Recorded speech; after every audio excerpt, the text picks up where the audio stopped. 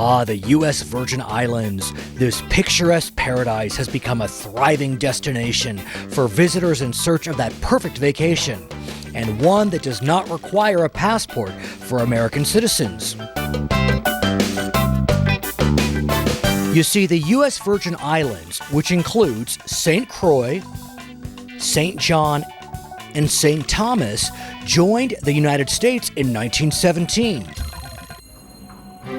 Yes, in the midst of the First World War, the United States grasped the strategic importance of these Caribbean islands and negotiated their purchase from Denmark for $25 million in gold. And over the last century, these three islands, located in the Eastern Caribbean, just 1,100 miles from Miami, have become a magnet for North American tourists. As the largest of the three islands, St. Croix is revered for its cultural diversity. With its pastel buildings and charming shops, the island's emerald waters, powdery sands, and rolling green hillsides remain just as Columbus first found them in 1493. St. Croix hotels and resorts include some of the finest accommodations in the Caribbean. Yet, unlike many sprawling resorts, hotels in St. Croix usually offer fewer than 200 rooms and specialize in luxury service and amenities on a more intimate scale. Now, St. John is the smallest of the three islands. 2/3 of the island is a protected U.S. national park with 9,500 acres of hilly green land and an underwater reserve. Known for its low-key luxury, accommodations in St. John specialize in blending into the existing scenic, unspoiled landscape. St. John provides pristine retreats that nature lovers enjoy. And the liveliest of the three islands, St. Thomas. This cosmopolitan paradise offers sophisticated dining and jaw-dropping duty-free shopping. Charlotte Amalia, the capital city, is a bustling harbor town full of character with fine restaurants, warehouse shops, and historic monuments. St. Thomas offers from grand resort estates to small inns and villas. The islands have been repeatedly honored for housing among the most beautiful beaches in the world.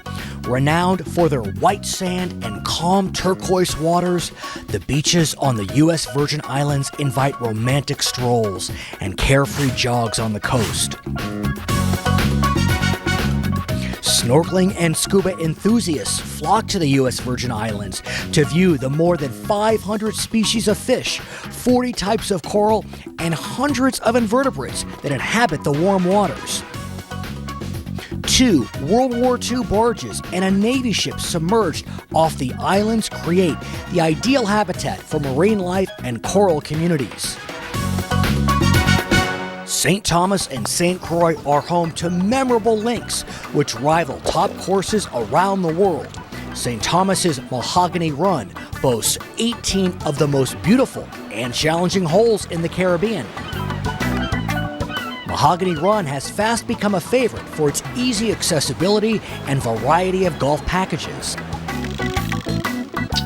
St. Croix offers 3 courses. The Buccaneer boasts a spectacular 18-hole golf course. The Carambola Golf Club, site of an annual LPGA tournament, offers an award-winning par 72 creation. And the Reef Golf Course on Teague Bay offers 9 holes of enjoyable golf. Now, when traveling to the U.S. Virgin Islands, you can explore not only the island's bountiful beauty, you can uncover its rich and dynamic history. Get this. Since the island's discovery by Christopher Columbus in 1493, 7 flags have flown over St. Thomas, St. John, and St. Croix. The islands have been ruled in succession by the Spanish, the English, the French, the Knights of Malta, back to the French, the Danish, and now the Americans. We'll be right back. Welcome back. When Christopher Columbus discovered the islands of the Caribbean, he was sailing on behalf of the Spanish crown. But on the same day that Columbus set sail for the New World, the King and Queen of Spain issued their Edict of Expulsion against their Jewish subjects, who made up between 15 and 20% of the population of the Iberian Peninsula. The Spanish Inquisition had begun. For Jews, they were presented with impossible choices. You either had to abandon the faith of your fathers and convert to Christianity, or you had to practice Judaism in secret, become a crypto-Jew or a Marrano, or you had to leave the country that you were living in and seek exile elsewhere. Now, if you were a crypto-Jew, and on the surface in your everyday life, you appeared to be following Christian theology, but in your home privately, you retained the religion of your fathers and you practiced Judaism, and you were discovered, you would then face torture and almost certain death, and sometimes that death could be very horrific, where in what was called an auto da fe, people were actually tied to a stake, sometimes whole families were tied to a stake and burnt to death. Those members of the Sephardic community that were expelled from the Iberian Peninsula either made homes in North African towns and cities, or in the Levant, as far across as Turkey, or they made their way to northwestern Europe, where a large number settled in what we know of as Holland today, which originally was called the Low Countries, and would have settled in cities like Amsterdam. Amsterdam had the major Sephardic community of northwestern Europe. And then from Amsterdam, of course, once the Dutch conquered the northeastern tip of Brazil, which was held by Portugal, but which, because of the union of the Spanish and Portuguese thrones, had then become part of the Spanish Empire under Charles V. Then you had a Dutch community being set up in Recife in Brazil, in the what is today the states of Pernambuco and Bahia, which were sugar producing states. And because the Dutch were tolerant from a point of view of religion, then a Sephardic community established itself in Recife with 2 synagogues and a vibrant community. In fact, when Dutch Prince Maurice issued his Edict of Religious Toleration in the early 1600s, New Holland, the Dutch name for its colony in northeast Brazil, became the first legal settlement for Jews anywhere in the New World. And when the Sephardic community in Recife, Brazil, consecrated the Kahal Zor Israel Synagogue in 1636, that temple became the first Jewish congregation in the New World. And some historians estimate that at its peak, Dutch Brazil had a larger Jewish population per capita than even Amsterdam, with the Jews of Recife comprising 35% of the white population. But the Dutch adventures in Brazil during the 1600s did not last long. By the late 1640s, the Portuguese were fighting a battle of reconquest aimed at driving the Dutch out of Brazil. And of course, this was achieved. And the Sephardic communities then were faced with the dreadful choice of, would they remain in Brazil? And if so, under what conditions would they remain in Brazil? Would they once again become crypto-Jews? Would they become Christian? Would they become subject to the Inquisition and the Auto da Fe? Or would they leave and go back to Amsterdam or other capital cities in Europe, or do what they did, which essentially was to look for islands in the Caribbean to settle? As a result, many Sephardic Jews forced to flee Dutch Brazil found the Danish West Indies in the nearby Caribbean welcoming.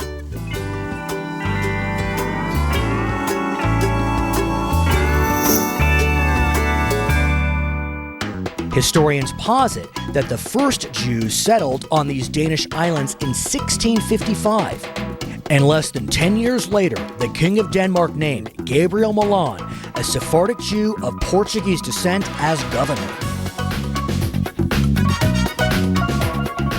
Apparently, Jews of the Virgin Islands have possessed a penchant for public service. Milan was the first of 3 Jewish governors. The second, Morris de Castro, served from 1949 to 1954, and the third, Ralph Morris Pewanski, governed from 1961 to 1969.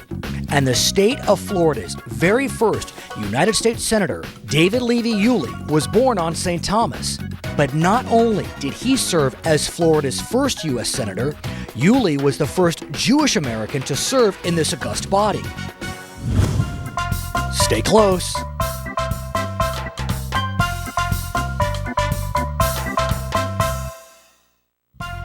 Welcome back.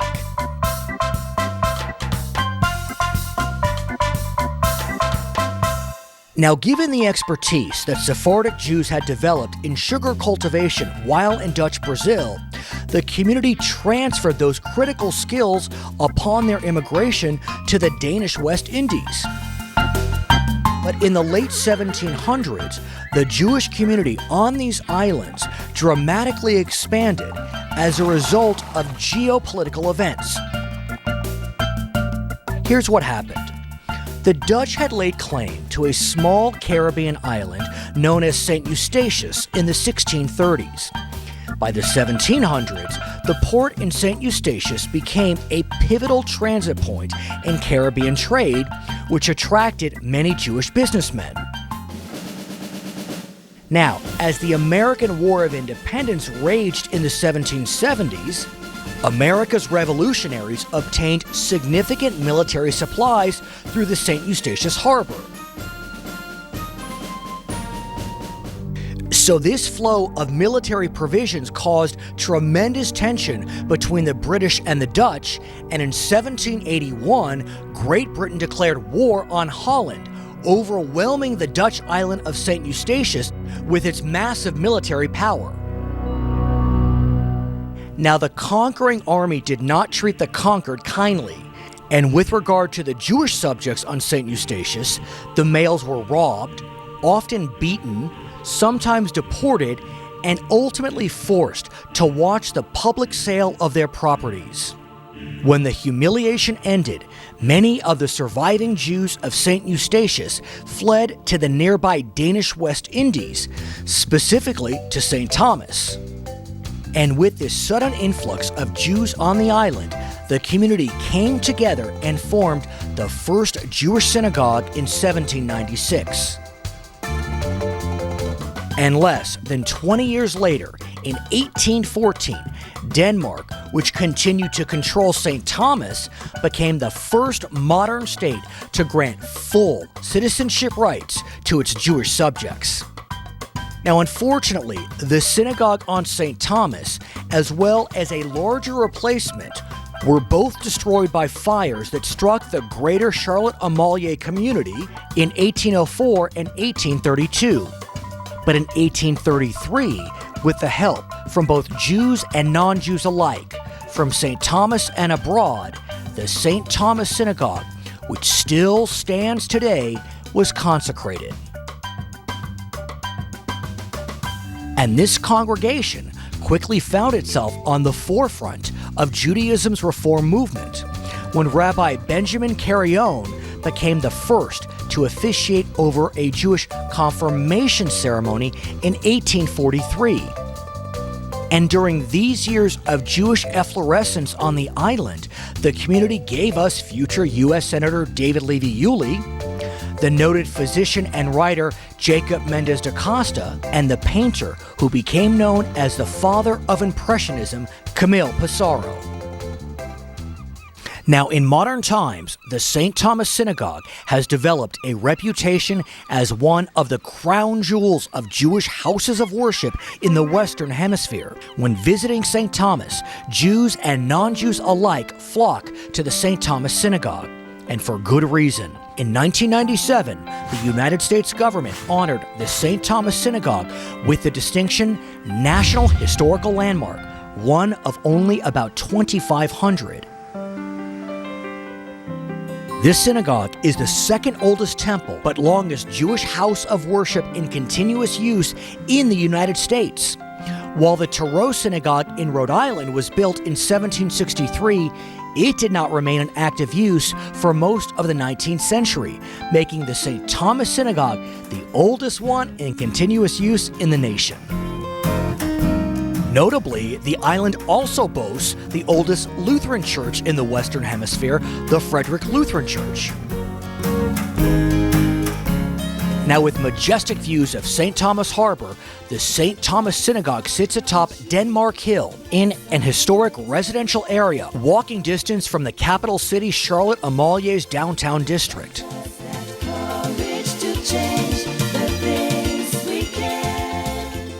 And while the congregation did see its membership decline during the 19th century, its numbers have rebounded in the 20th and 21st centuries, surpassing all previous records of eras gone by. Now, the application nominating the St. Thomas Synagogue could not have more beautifully described why this house of worship deserved this historic landmark designation. The St. Thomas Synagogue is a rectangular, one-story rubble masonry building about 41 feet by 46 feet.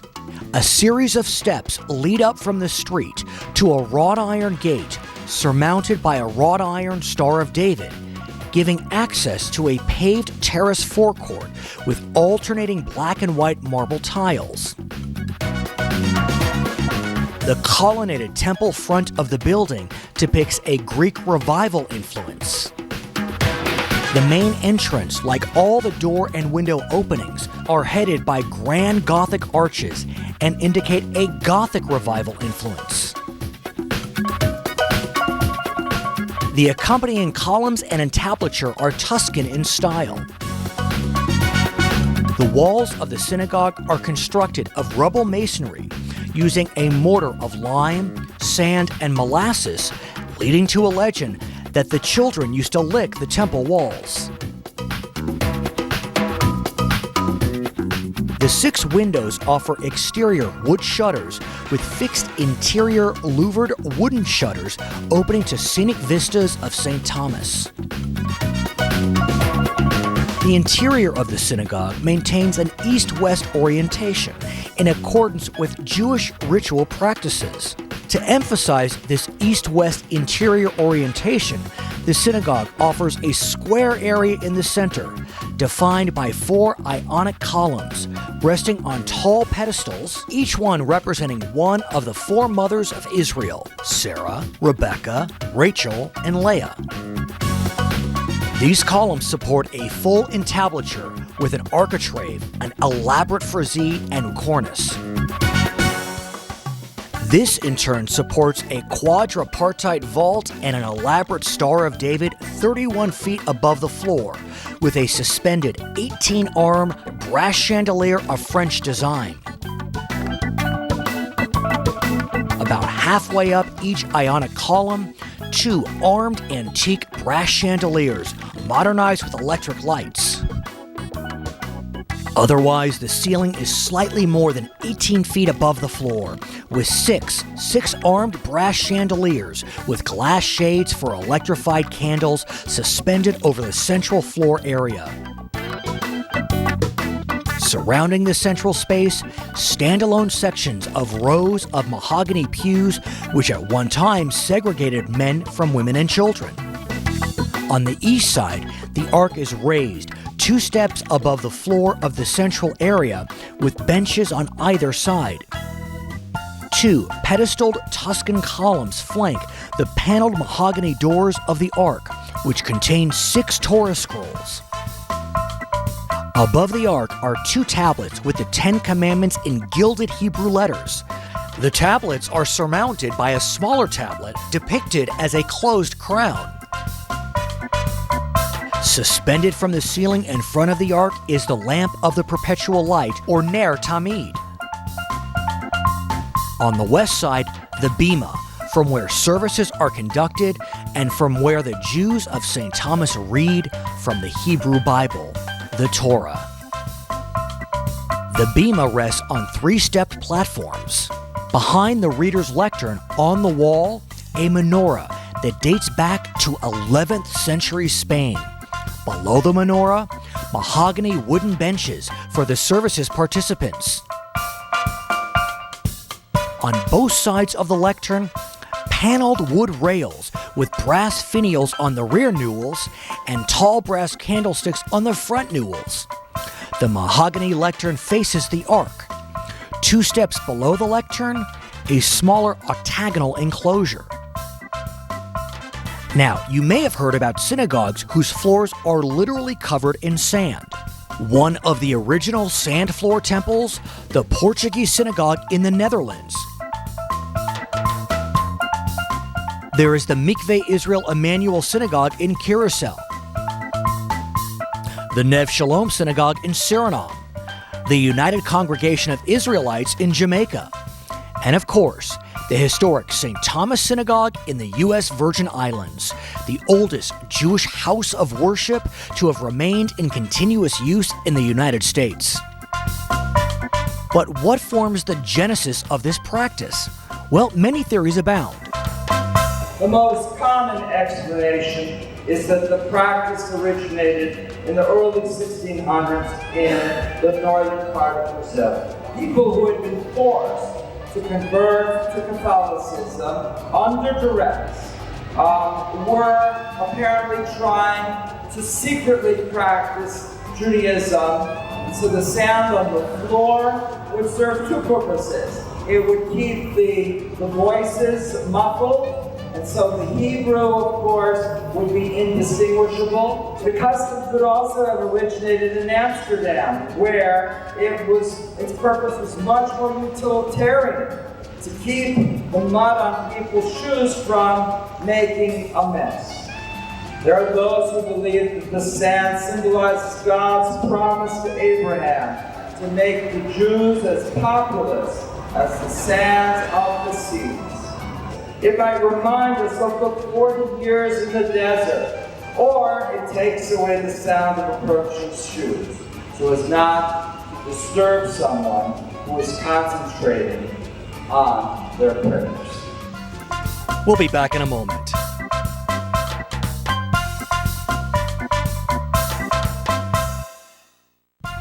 Welcome back.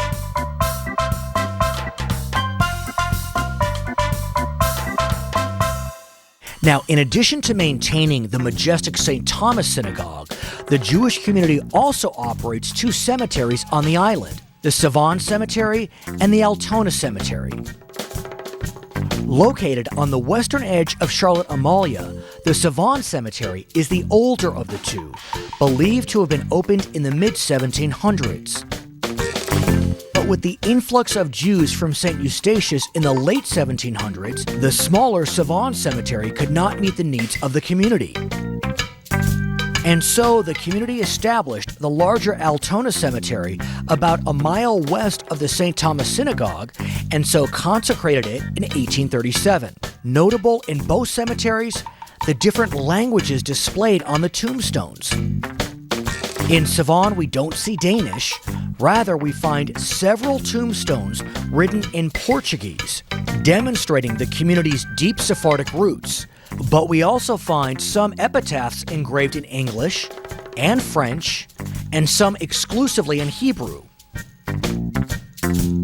In Altona, the monuments in this picturesque, flowered-filled cemetery are engraved much more often in English rather than Portuguese, a testament to the waning influence of the mother tongue in later generations. And in recent years, the Jewish community of St. Thomas has undertaken a major and systematic restoration and cleanup of the 2 historic cemeteries. So, from white sand beaches to turquoise water filled with colorful marine life, from gorgeous golf courses to exquisite island hospitality, and then throw in the island's illustrious Jewish history, it's time to pack your bags and pick up new ones while you travel to Paradise Found, the U.S. Virgin Islands.